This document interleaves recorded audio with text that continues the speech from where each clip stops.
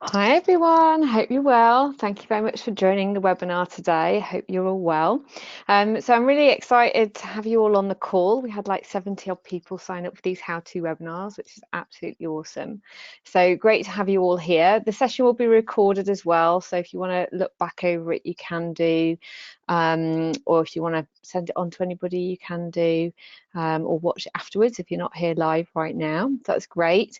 I'm happy to answer any questions as we go through the session today as well. There will be a Q&A bit at the end. So yeah, please do, get the most out of this session. It is a quick half an hour one, so appreciate you probably on your lunch break or just taking a bit of time out. So thank you very much for taking the time to sign up to this and it being something of interest to you. So today the how-to is all about standing out at CV and interview.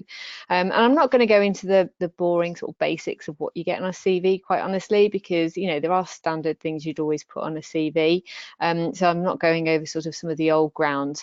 What I'm really interested in doing is sharing with you 10 top tips around things which can make your CV stand out. And it may be that it goes on your CV, or it may be that you put it forward in the interview. Obviously, the CV is where you get shortlisted. So there's absolutely some things that you'd want to put on your CV. And then there's some things that you'd really want to talk a little bit more in detail about at the interview. So I'll cover all that off as we go through. So just a bit of background to myself. So I'm Heather Black. I'm founder and CEO of Supermums. I'm a qualified career and business coach. So I actually did an NLP career coaching qualification back in 2006. And I ran a successful social enterprises supporting young people into education, employment and entrepreneurship for 7 years. And I had a team of 20 career coaches working for me, and so we very much helped people either set up their own business successfully or help them get into a job, and we worked with 10,000 young people during that time. So my background is very much helping people be successful in their career. And then I went to set up a Salesforce consultancy because I really got in love with Salesforce and what it did and helping organizations change the way they work. And that sort of lent me into a position where I'm seeing a lot of CVs of Salesforce professionals and kind of going, oh, why aren't they putting this and this on their CV? Or, why haven't they done this, that, and the other? And particularly, given the salaries that the sector commands, I'm like, well, okay, well, they need to kind of sell themselves better if they want that level of income, coming in. And absolutely, there are market rate values, but you need to really share with the employer or the company you're pitching to why you're great, and what it is that you're investing in yourself. So, combining that all together, I set up obviously Supermums, which is all about supporting and inspiring mums to move into the workplace.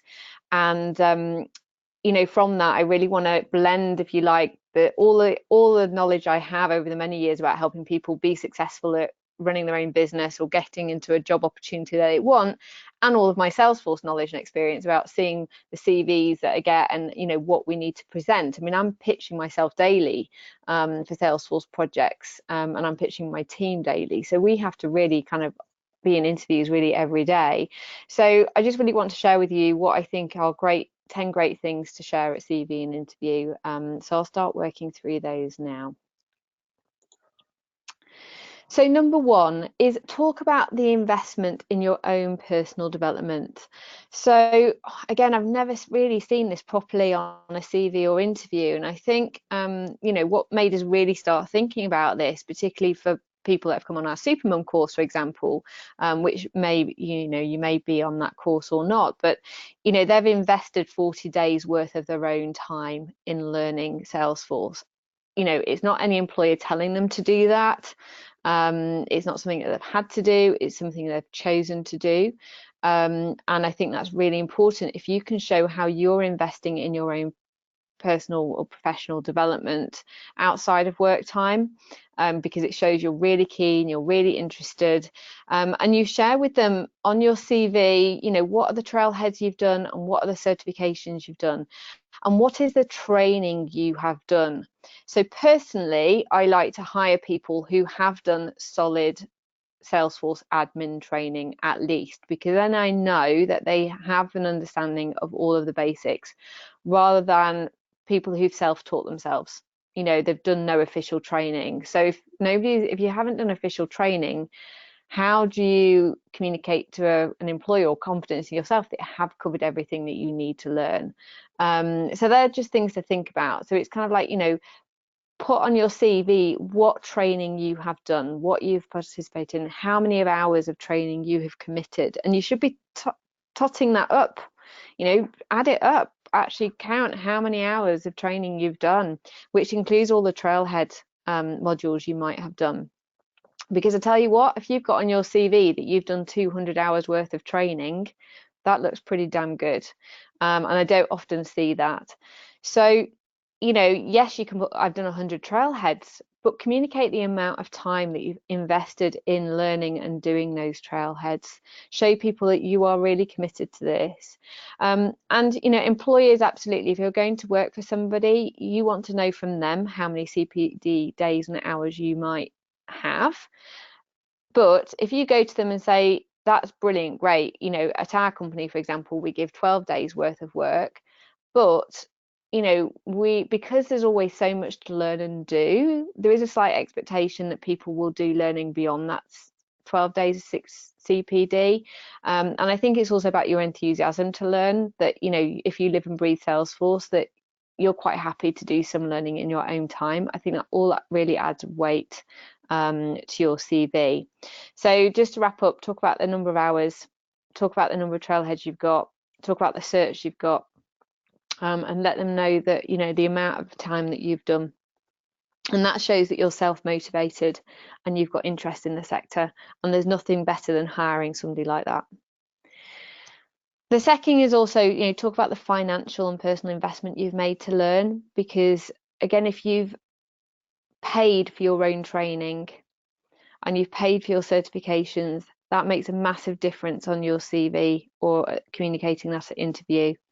Again, even this week, I've had CVs from people between 60, 70 grand that have never done any Salesforce certifications, or even training. There is no mapping of training on there, or, as I say, how many hours or what training courses have done. And, the reason was, well, their employer never paid for it. I'm sorry, but I think, you can do that yourself. If their knowledge is really good, a certification fee is only like £200. I say only, but it's not a lot considering that the salaries are very high. So it's not a lot of investment, and I think it really shows commitment and dedication. I'm not interested in vetting CVs that are, wanting 60, 70 plus if they can't even commit to doing one certification. There is no point. So talk to people, share with people about your investment of financial value that you've put into training yourself, and as I say, the amount of hours you've committed to training, if it's in your own time or if it's in work hours. I think that really shows your commitment to that. And one of the things that landed somebody's job, one of our Supermums that got a job, Aston Martin, is she asked the employer, what trailhead and learning should I do before I start this job? So rather than just saying, well, I've done all of this, great, I'm ready for this job, it's like, well, what do you think I should be learning so I'm getting ready for this? And that's the thing that bagged her that job.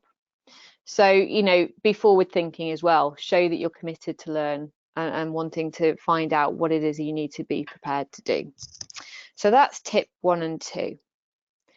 Number 3 is talk about your involvement in the Salesforce community, because that's the great thing about the Salesforce community in Ohana, is that there's lots of people we can draw on for support. If we get stuck with something, we can ask, we can go in the Trailblazer groups. You might be part of the Supermums Facebook group. Where do you go to get help? How are you learning about new things? Are you going to like the London Callings event, or are you going to the user group meetups? Put that on your CV as well. Show them that you're part of this community, that you're constantly learning again, and you can get help if you need it, that you're not working as a sole operator. And again, that shows real dedication and passion for your sector and for what you're learning. So be involved. Put that on your CV and interview. Again, I have rarely seen it, but I really think it shows that you're, I say, kind of committed to furthering your development, and that you won't get stuck. Number 4, Now, this is a bit of a biggie one and it takes time to prepare, but I tell you what, I would say it's the really important point when it comes to talking salaries. So, number 4 is talking about the relevant project experience that you have done and your customer success stories. Now, with customer success stories, what we're talking about is Salesforce give us as a consultancy a customer success story template. And Salesforce is big on customer success stories. That's what they live and breathe on their website. If you're at World Tour, they're constantly telling stories about this is the benefits that we have done with this implementation. And I put the emphasis on benefits because that's what really you're wanting a customer to see. A benefit is, what are the financial benefits for them? Has it reduced their costs? Has it increased their income? Has it improved employee morale? What are the tangible business benefits that your project has helped to achieve? And so you want to be reflecting back and saying, well, look, this is what I did for a customer. These were the problems they were facing. These were the technical solutions that were implemented. And these are the tangible benefits that have been experienced as a result.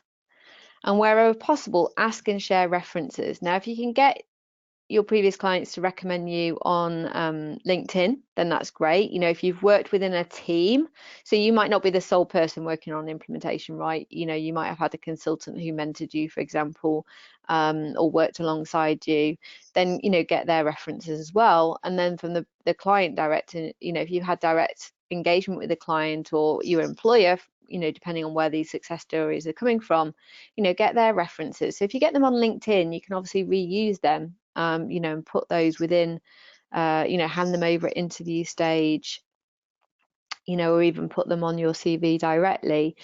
Tell a story about the success. Don't just talk about the technical work that you did. We want to know that whether you did workflows, I guess, and reports and dashboards, and you have that technical competency, but tell the story. Understand the value that you have given to customers, because ultimately that is part of your success story. And your success isn't just implementing reports and dashboards, it's about helping an organization transform how they work. That's why we work in the Salesforce sector, because we want to help people and organizations be better at what they do. So start to think about that story, understand it, explain it, and communicate it, and be a part of that journey of transformation for that customer. And this is where you want to go in depth with this at your interview, really.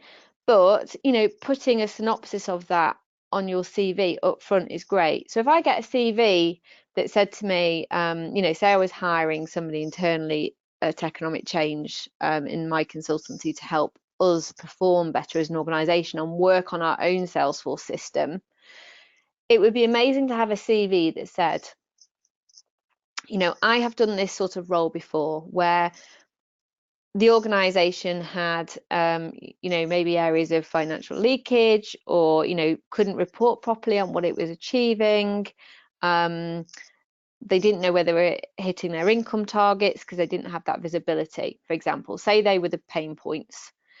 And then they said, okay, to overcome these problems, this is what I did. I delivered workshops to understand what the KPIs were. I developed reports and dashboards to set up KPIs. I set up some automations and workflows to help, improve processes or automate processes to reduce financial leakage. Okay, so you had three problems, 3 solutions. And the benefits were, after 6 months, we'd reduced our financial leakage by XYZ. As a result of visibility, we implemented new marketing methods and sales increased by XYZ. And as an organization, their financial bottom line looked better as a result of XYZ. That's the story. Now I'm going to look at that CV and go, oh my God, that's amazing CV. Well, if they can do that for one customer, they can definitely come and do that here, because I understand the value that they can bring, and also the salary that you're paying them. You think, well, okay, well, if their salary is sort of 60, 70K, but they're going to help improve our bottom line by, say 300, 400, 500K plus, then they're definitely worth that investment, because they're going to come and do it for me too. So that's the story that you want to be telling. What value are you bringing? If you're pitching for a piece of work and they're paying you a salary, how are you going to make that worth their while financially? How can you move it forward? So number 4 is a bit of a big one. You need to really think through it, but it's important to gather and tell this story as a whole, not just the key bits about the admin bits you did, for example. Think about the whole solution.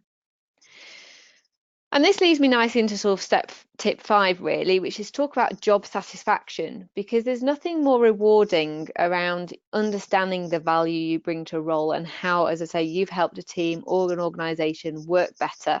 It might be just the simple fact that you've helped somebody within that team go home at 5 o'clock at night because everything's working better for him than, him having to stay there until 8 at night because admin and efficiency is really rubbish.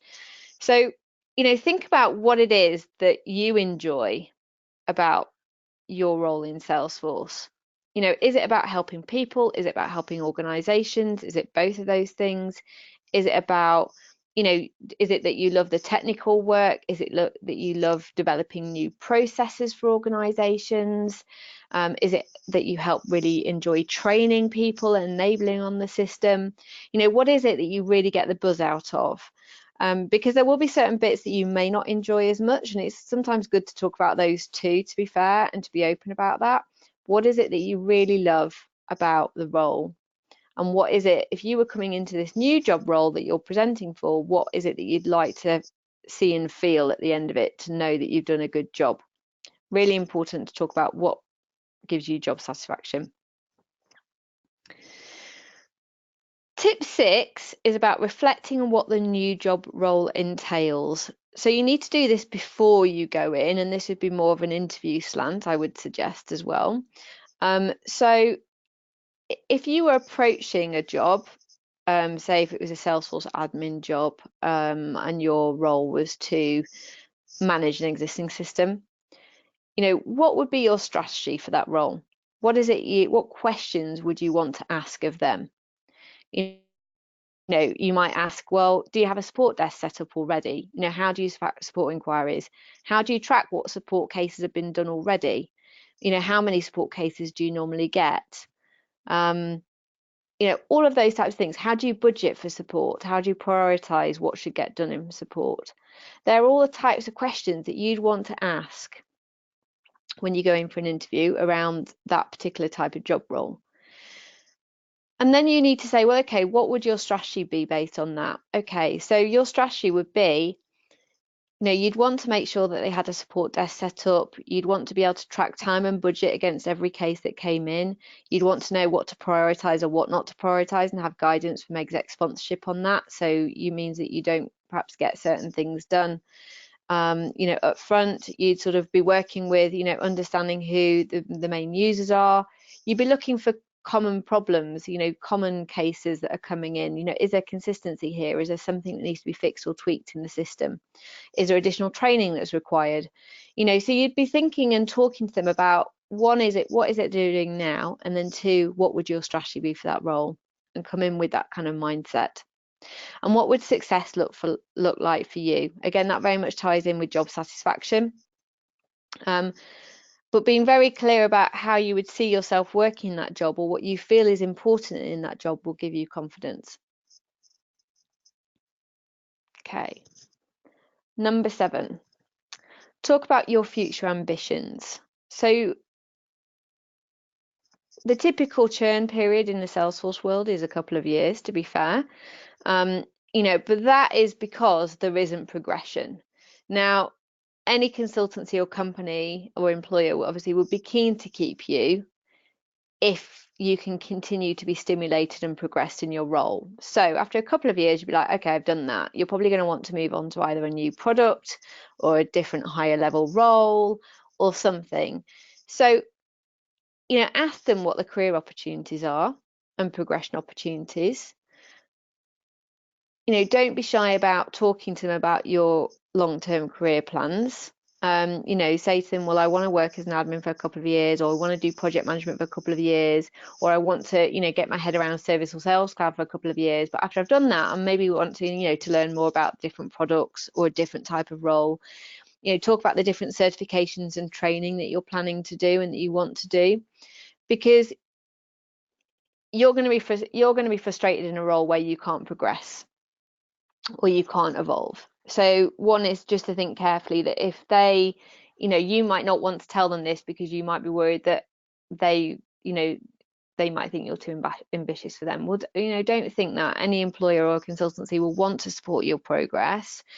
And if you can be there for a couple of years, to fix what they need there and then I think that's great. That's good.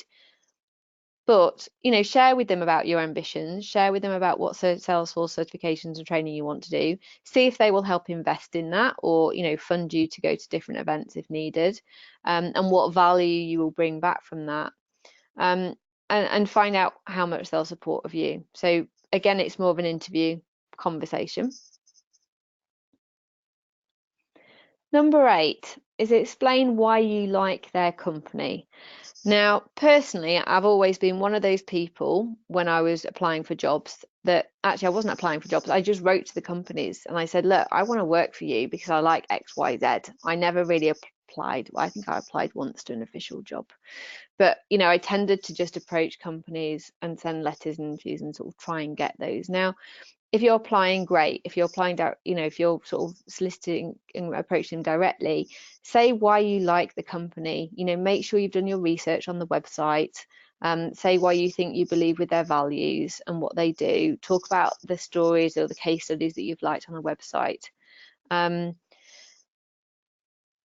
And what we want to advocate, particularly with the Supermums theme, is that, find out about their flexibility, and, it might be quite a remote working company, for example, that suits you, or they might hire people on a part-time. Find out about what their policies are there, but explain why you like the company initially and dig down a little bit deeper in that interview to find out a little bit more, to talk about, and hopefully you'll come away liking them even more.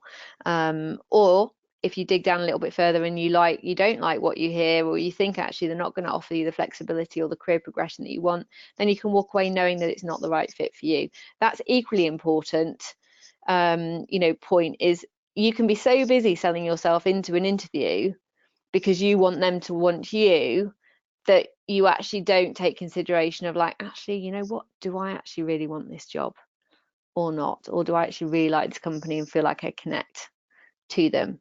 And walk away with your head held up high if you think actually it's not the right fit for you, because there's nothing worse than kind of selling yourself in and being solely focused on, oh, do they want me or not, to actually being completely honest with your own instinct and going, you know what, I'd really hope they do like me, but the reality is I'm not sure that it fits with me. So important to find a company that you think aligns with your values. And this is the point 9, is don't forget to ask about them. Dig deep into what their vision is, their strategy, their culture, and their employees. Where possible, get to meet some of their potential work, get to meet some of your potential work colleagues. I always try and do that with people that come to interview with us at Economic Change, is I want them to ideally meet other members of my team before they commit, because in an interview, it's about everybody selling to each other, the company's selling, blah, blah, but actually meeting other work colleagues and having a chat, having a drink after work, feeling like you fit in with them is really important. And again, that, flexible working practice is important if you are a mum or a dad and you kind of want to make sure that flexibility is there, talk to other staff about it. So find out more, dig deep, make an assessment yourself about whether you think it's important. If you're walking into a customer where they've already got Salesforce, find out how their uptake is. Is everybody using it? Is everybody on board with it? Be clear about what you're walking into, because that will help you understand, what you're going to be up against. Because if they've got Salesforce, great, but nobody's using it, then you're pretty much starting from scratch about user engagement, involvement, finding out what the problem is. That's going to require a lot of communication skills, a lot of leadership skills, and you've got to feel up for that. Whereas if you've got a Salesforce system that's been well used by everybody already, or there's little bits and tweaks and support, end user support happening, then that's a pretty lower key job, I would say, because what you're doing is just maintaining it and training people, and that's a bit of a lower responsibility. So just understand where it's at and whether that matches you and where you're at right now in your career ambition. And then my final slide is really around demonstrating your softer skills. We held a workshop on Friday where we had a load of Salesforce admins in the room, or some accidental admins, and they all know Salesforce admin and they know how to implement things. But what a lot of the questions were in the room is like, how do I get the exec sponsors on board, or and present that business case, or how do I get users excited about using it? Because I know Salesforce is brilliant, it's got all these great platforms, but how do I get people using the system? And I tell you what, the skills you need are sales skills, communication skills, training skills, influence and negotiation skills.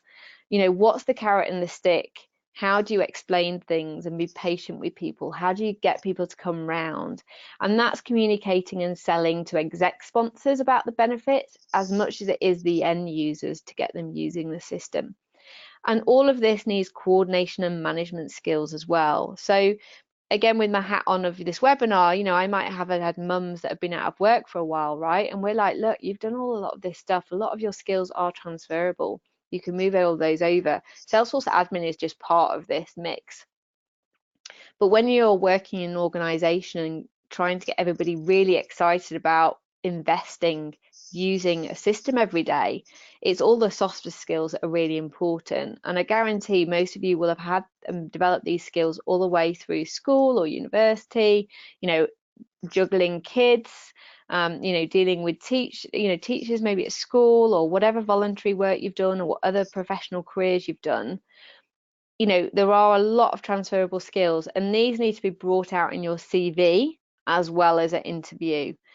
And it's all about getting people bought into things. So you don't need to tell the story, if you've not done a Salesforce implementation before, if you're working at that level, but you have had to go in and sell a new way of working or a new process or something new within an organization, those skills are exactly the same.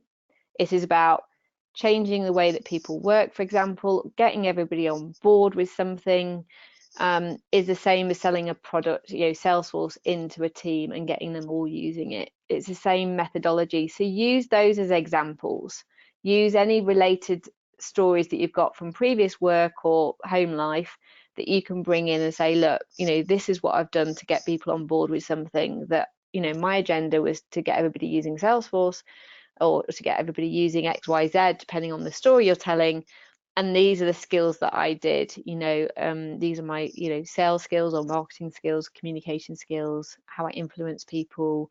This is how I manage the whole process before, and showing that those skills are there are really important. So they're my 10 top tips. So has anybody got any questions as we just wrap up now to our half an hour slide? Happy to answer any questions. Well, I'm waiting to see if anybody's got any questions. You can visit our website if you need any support from our recruitment team. They're there to help you get job opportunities and can help tailor your CV. We've also got a range of training courses as well, which include consultancy, marketing cloud and developer courses, as well as our admin course. So if you want any further skills or training development, then do speak to us. I'm going to be running 2 more webinars, one tomorrow around consultancy skills and one on Monday around raising your profile in the sector and giving yourself confidence. So you can join those 2. And then also we've got our Mums on Cloud9 podcast that we're going to be sharing and starting coming up into the new year. So we're going to be sharing a lot more content and information about how to be successful in your career long term. Got 20 odd amazing speakers as well coming on the podcast, so it's not just me sharing my expertise, but a load of other people in the sector sharing things. Can't wait to bring it all to you and kind of keep inspiring you, motivating you, and keeping you equipped to get the jobs you want.